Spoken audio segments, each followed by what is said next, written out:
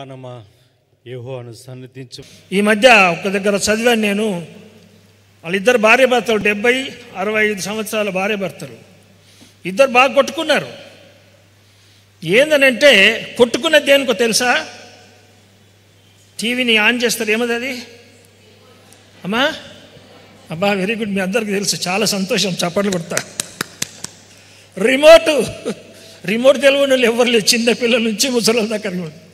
ఆ remote ఈయననేమో news వార్తలు చూస్తాను, ఈయన ఆమెనేమో నేను సీరియల్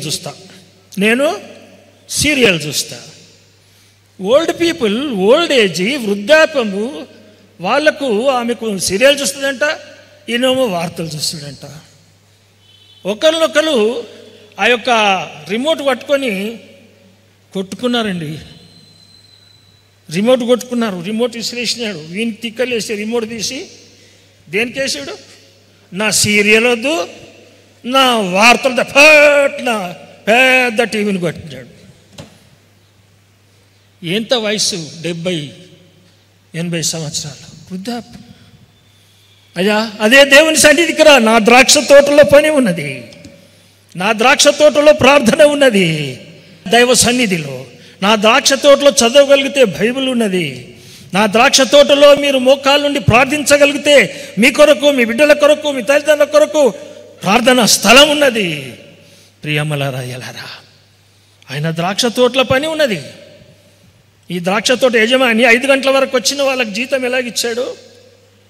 నీవు ఇప్పుడు మారు మనసు పొంది, ఈరోజు మారు మనసు పొంది యేసయ్య దగ్గరకు వస్తే అదే పరలోక రాజ్యంలో నీకు స్థానం ఇస్తాడు. అయ్యా, ఇన్ని రోజులు నేను వాక్యం వినలే, ఈరోజు విన్నా.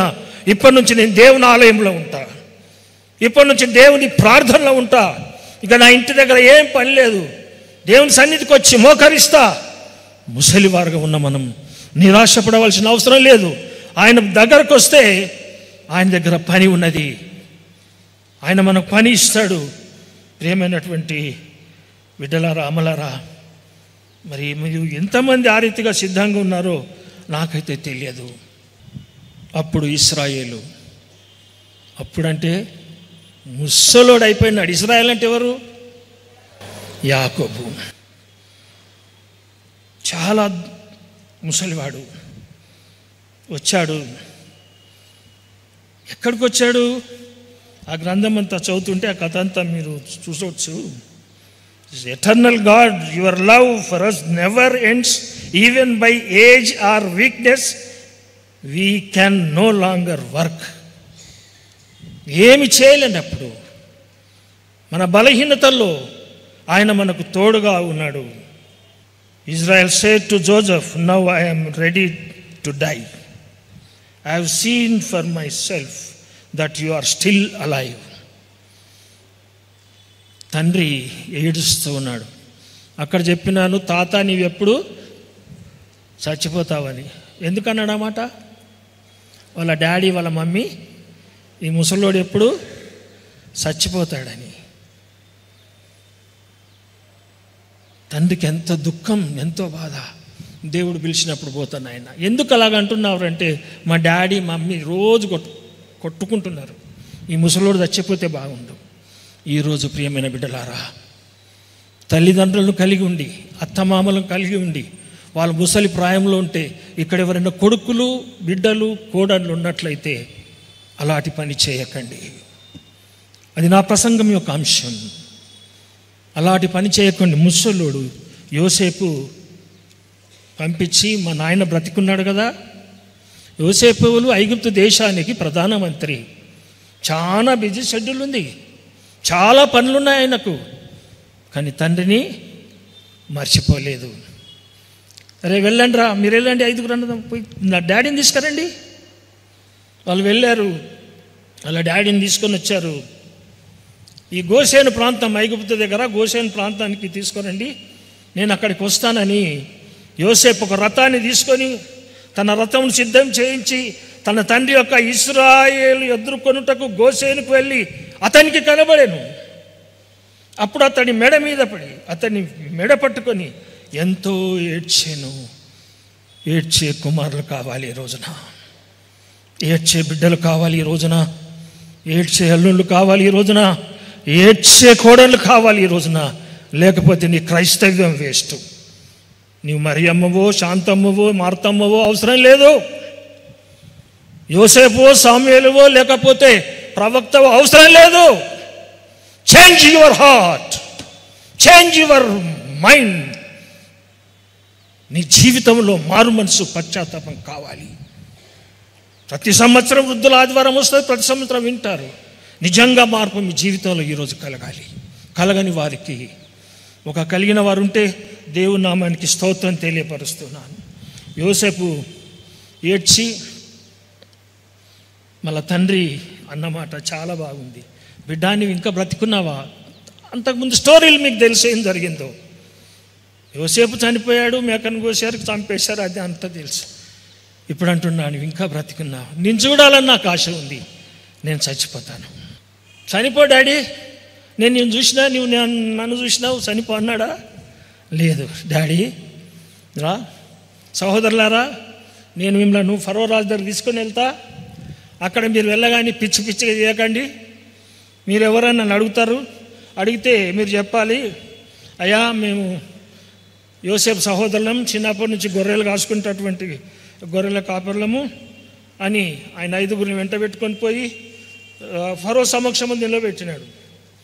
ఫరో అడిగాడు, ఏం పని చేస్తారు మీరు, ఏంటి మీ వృత్తి అని అడిగితే, అయ్యా నీ దాసులమైన మేము పూర్వీకులము, గొర్రెల కాపర్లం ఫరోతో చెప్పారు. మరి ఎక్కడికి ఎందుకు వెళ్ళినారు వాళ్ళు, ఎందుకు వచ్చారు అక్కడికి? ఆ దేశంలో కరువు భయంకరంగా ఉంది, పశువులకు మేత లేదు, తింటందుకు తిండి లేదు. యోసేపు ఇచ్చిన సలహా, డైరెక్షన్, రండి మీరు ఇక్కడికి రండి, మందలను తీసుకొని రండి. ఫరో వాళ్ళ పరిస్థితి గమనించి, మీలో జర బుద్ధిమంతులు, జ్ఞానవంతులు ఉంటే నా మందలు కూడా ఉన్నాయి, కాయండి అని ఫరో ఆ సహోదరులతో చెప్పి, మరి గోషేన్ దేశం, యోసేపు నువ్వు మంత్రి, నీకు తెలుసు కదా, గోషేన్ దేశం పచ్చగా ఉంది, అక్కడ మీ సహోదరులను, మీ తండ్రిని అక్కడ ఉంచు, వాళ్ళ కరువు కాలం అంతా అక్కడ బ్రతకని. యోసేపు యొక్క దైవ భయం, పెద్దల గౌరవత, వృద్ధులను గౌరవించడం, ఆ స్థలంలో గోషేను ప్రాంతంలో ఉన్నారు. ఎందుకైనా మంచిది, ఫరో రాజైనా సరే నా తండ్రిని నేను చూపించుకుంటాను. కొన్నిసార్లు కొన్ని ఇళ్ళలకు పోతే యవనస్తురాండ్లు, ప్రాక్టికల్గా చెప్తున్నాను, ఇంట్లో ఎవరో దగ్గుతున్నారు కదమ్మా, వాళ్ళు ఎవరిని తీసుకురండి ప్రార్థన చేస్తామంటే తెస్తారా? వీళ్ళం జర స్మార్ట్గా ఉంటారు, అప్ టు డేట్ ఉంటారు, చాలా పాష్గా ఉంటారు. ముసలోళ్ళు కాబట్టి సీముడు గారి లేకపోతే దగ్గుండి బట్టలు సరిగా లేక ఉంటారు. అమ్మ శబ్దమైతే తీసుకురండి అమ్మ ప్రార్థన చేస్తామని అంటే వాళ్ళు నాతో అన్నమాట, అయ్యా వాళ్ళు బాగలేరయ్యా. బాగలేరేంటి, వాళ్ళు మురికిగా ఉన్నారయ్యా, వారు గలీజ్గా ఉన్నారయ్యా. గలీజ్గా ఉంటే తండ్రి కదా, గలీజ్గా ఉంటే నీ తల్లి కదా అనేటటువంటి కుటుంబాలు ఎవరైనా ఉంటే ఈరోజు మారు మనసు పొందిపోవాలి. నేను జిద్దు పెట్టుకున్నాను, జర మొండితనం ఎక్కువ ఉంది నాకు. లేదమ్మా వాళ్ళు వస్తే నేను ప్రార్థన చేస్తానన్న, వాళ్ళని తీసుకొస్తేనే వాళ్ళకు ముసలోళ్ళు ఇద్దరికి అయ్యగారు వచ్చినాడు ప్రార్థన చేయించుకుంటే మంచిదం వాళ్ళకున్నది. ఈ కొడుకు కోడళ్ళకి ఎట్లుందమ్మా, ఎట్లుండ్రంటాలు? కనిపించినప్పుడు బాగున్నారా, ఇప్పుడు మురికయ్యారా, మీరు మీరు ఇప్పుడు ఎంఏ బిఏ పిహెచ్డి అన్నీ చేశారు కాబట్టి బాగున్నారు. ఎవరు చేయించారు? చదువులు ఎవరు చేయించారు? డాక్టరేట్లు ఎవరు చేయించారు? డైరెక్టర్లుగా ఎవరు చేయించారు? నీ తల్లిదండ్రులు. ఇప్పుడు మురికుంటే వద్దంటావా? తీసుకొచ్చిందా కాదంటే పోయిన ఇద్దరు, ముసలిదన్నారా, ఓ ముసలాడరా, మేము వద్దంటే కూడా అయ్యగారు మిమ్మల్ని తీసుకురమ్మంటారు. ఇలా మనసు ఎట్లుంది, వీళ్ళు వద్దంటారంట. అలా కుంటుతూ ఇలాగ వచ్చారు, అయ్యా నమస్తే అయ్యా, అయ్యా నమస్తే అయ్యా, మిమ్మల్ని చూసినామయ్యా. వాళ్ళకు ప్రార్థించి పంపించాను. నాకెంతో నెమ్మది, వీళ్ళకు ప్రార్థన చేసిన కంటే వాళ్ళకు ప్రార్థన చేస్తే నాకెంతో ధన్యం. వృద్ధులను గద్దింపక వారిని ప్రేమతో దగ్గరకు తీసుకొని ప్రార్థిస్తే ఎంత ఉల్లాసమో, ఎంత ఆనందమో. ప్రియబిడ్డలారా, అలాంటి మనస్తత్వం ఉన్న వాళ్ళు ఇక్కడ లేకుండా వచ్చు. ఒకవేళ ఉంటే ఈరోజు మారిపోవాలి. ఈ వాక్యం విన్న తర్వాత ఈరోజు change your mind, change your heart, change your attitude towards world people, towards your parents. నేను 130 సంవత్సరాలు యాత్ర చేసిండంట. నేను జీవించిన సంవత్సరాలు కొంచెముగాను దుఃఖ సహితముగా ఉన్నవి. ఫరోను దీవించి వెళ్ళిపోయాను. ఫరోను కూడా ఐగుప్తు దేశంలో ఉన్న అన్య దేశంలో ఉన్నటువంటి ఆయనను ఈ వృద్ధ ముసలి ఆయన ఏం చేశాడు? బ్లెస్ చేశాడండి. దేవుని నామానికి స్తోత్రం కలుగును గాక. దేవుని ఏకదేవుని నమ్మిన ఈయన ఆ యొక్క ఫరో ఆ రాజు దగ్గర మరి ఆయన ప్రార్థించి ఆయన దీవించి వెళ్ళాడు. దుఃఖం అంటే మరి ఆ కొడుకు విషయమైనప్పుడు మరి ఎంత దుఃఖపడ్డాడో మనకు ఆ కథ అంతా తెలుసు, అంత చెప్పను. చాలా దుఃఖపడ్డాడు. మా పితరులు జీవించిన అన్ని సంవత్సరాలు నేను జీవించలేదంటే నోహావు 950 ఏళ్ళు, మెతుషెల 969, తెరహున్ 205, అబ్రాహాము 170 సంవత్సరాలు. ఈ రీతిగా చాలా ఉన్నాయి. ప్రియమైన బిడ్డలారా, మన ప్రయాణం యాత్ర, మీరు పరదేశులను యాత్రికులనై ఉన్నారు. మనం కూడా యాత్రలో ఉన్నాం. ఎప్పుడు ఎక్కడ ముగించుతామో మనకు తెలియదు. తప్పకుండా ముగించవలసిన పరిస్థితి వస్తుంది. ఇక నేను ప్రసంగాన్ని ముగిస్తాను. అయితే అయ్యా మేము ఏం చేయాలా ముసలి వాళ్ళము? పరిస్థితులు అన్నీ చెప్పుకుంటూ వచ్చాను. ఇంకా చాలా ఉన్నాయి, అవన్నీ అవసరం లేదుగా. ముసలి వాళ్లకు ఇవ్వాల్సినటువంటి హెచ్చరిక ఏమనంటే, చదవగలిగిన వాళ్ళు రీడ్ ద బైబిల్ ఎవ్రీడే. ఏం చేయాలా చెప్పండి అమ్మ? 4 విషయాలు చెప్తాను. రీడ్ ద రోజు ప్రతిదినం చదవగలిగిన వాళ్ళు ప్రతిదినం బైబిల్ చదవాలా. ప్రతిదినం ప్రార్థన నిజంగా చేసేవాళ్ళు చేతులు ఎత్తండి. కొన్ని చేతులు ఎత్తినాయి, కొన్ని ఎత్తుతలే అంటే వెనక ముందు చేయరు అన్నట్టు. ప్రతిదినం ఏం చేయాలా? ప్రార్థన చేయాలా.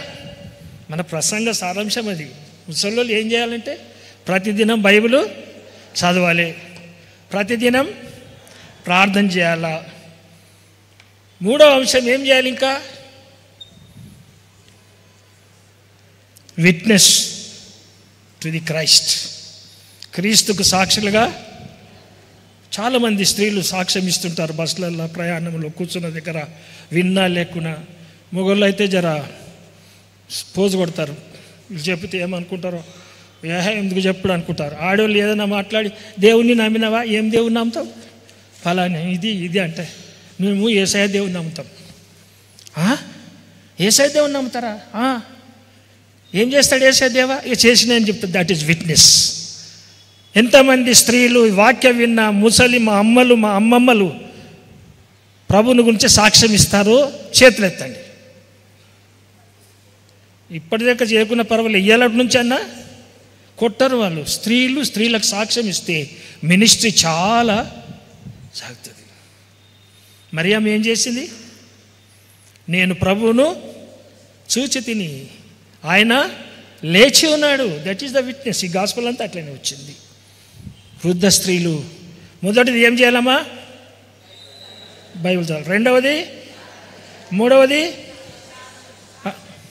సాక్ష్యం ఇవ్వాలి. అదే సాక్ష్యము దయచేసి బయట వాళ్ళకని కాదు, మీ కొడుకులకి ఇవ్వాలా, మీ బిడ్డలకి ఇవ్వాలా, మీ కోడళ్ళకి ఇవ్వాలా, మీ మనవరాళ్ళకి ఇవ్వాలా, మీ మనవళ్ళకి ఇవ్వాలా. మనం పోయినాక ఎవరు ఇస్తారు వాళ్ళకి సాక్ష్యం? ఏదో ఒక రోజు మనం పోతాం కదా, ఎవరిస్తారు సాక్ష్యం?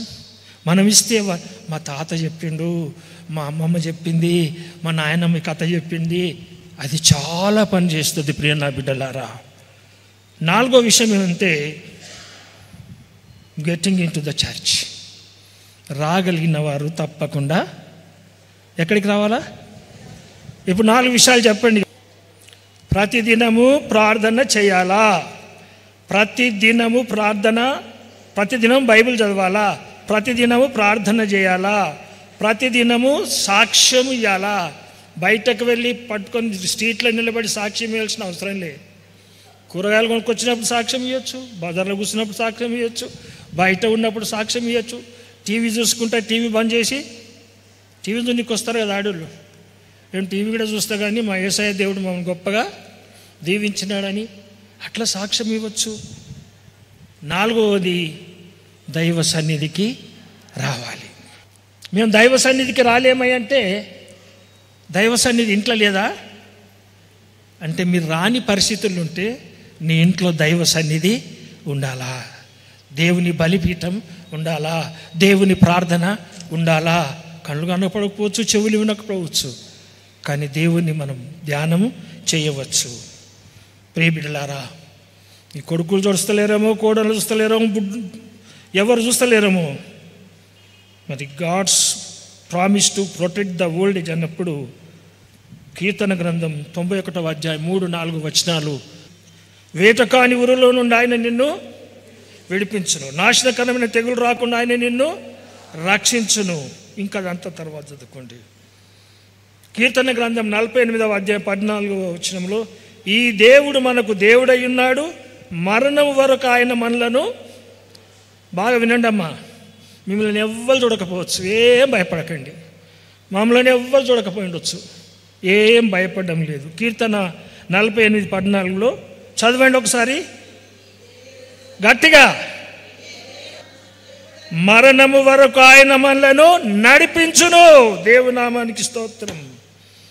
ఎవరు చూడకుండా సరే ఈ దేవుడు మనకు దేవుడై ఉన్నాడు, మరణం వరకు ఆయన మనను నడిపించును. ఒక ప్రవక్త రాస్తాడు యెషయా గ్రంథం 46వ అధ్యాయం 4వ వచనంలో, బిడ్డా ముదిమి వచ్చు వరకు నిన్ను ఎత్తుకొనివాడు నేనే, నా తల వెంట్రుకలు నెరయ వరకు నిన్ను ఎత్తుకొనివాడు నేనే చేసి ఉన్నాను. ఏం చేస్తంట? సంఖని ఎత్తుకుంటాడటమ్మా. క్రైస్తవ విశ్వాస బిడ్డలు, ముసలి వాళ్ళు 70 కానీ 90 కానీ 100 కానీ 120 కానీ మన సంఖని ఎత్తుకుంటాడు. ఎవరు? దేవునామానికి స్తోత్రం. అందరు చీ అనొచ్చు, తూ అనొచ్చు, బయటకు వచ్చు, కాలుతో అనొచ్చు, బయటకు వెళ్ళగొట్టచ్చు. దేవుడు బిడ్డదా అని సంఖను ఎత్తుకుంటాడు. వృద్ధులు భయపడకండి, ముసలివారు భయపడకండి, ఆయన మనను మరణం వరకు నడిపిస్తాడు, తల వెంట్రుకలు నెరిచే వరకు ఎత్తుకుంటాడు. యెషయా గ్రంథం 58:11లో, యెహోవా దేవుడు నిత్యము నడిపించును, నీ ఎముకలను బలపరచును. ఇందాక ప్రసంగిలో చెప్పినాను, మన ఎముకలు వంగిపోతాయి, ఇరిగిపోతాయి, పెదవులు అట్లా అని చెప్పాను. కానీ ఈయన ఏమంటాడంటే ప్రవక్త, యెహోవా అనగా దేవుడు నిత్యము నడిపిస్తాడు, నీ ఎముకలను బలపరుస్తాడు.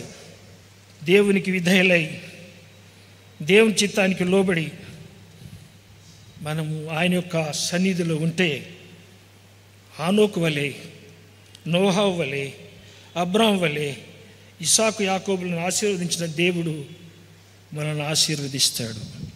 ఏమైనా చేయగలడు, కథ మొత్తము మార్చగలడు. నీ నామమునకే మహిమంతా తెచ్చుకొందును.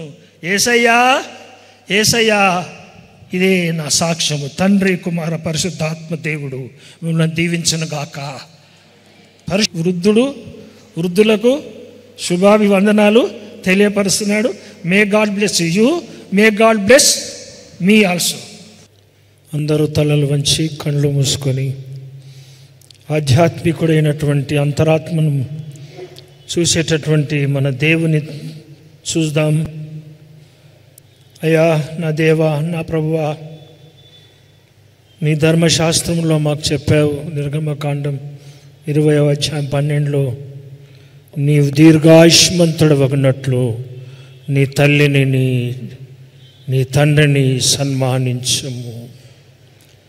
నీ ధర్మశాస్త్రంలో మాకు తెలియపరిచావు. లేవికాండంలో పెద్దలు వృద్ధులు కనబడినప్పుడు లేచి నిలబడి గౌరవించాలని తెలియపరిచావు.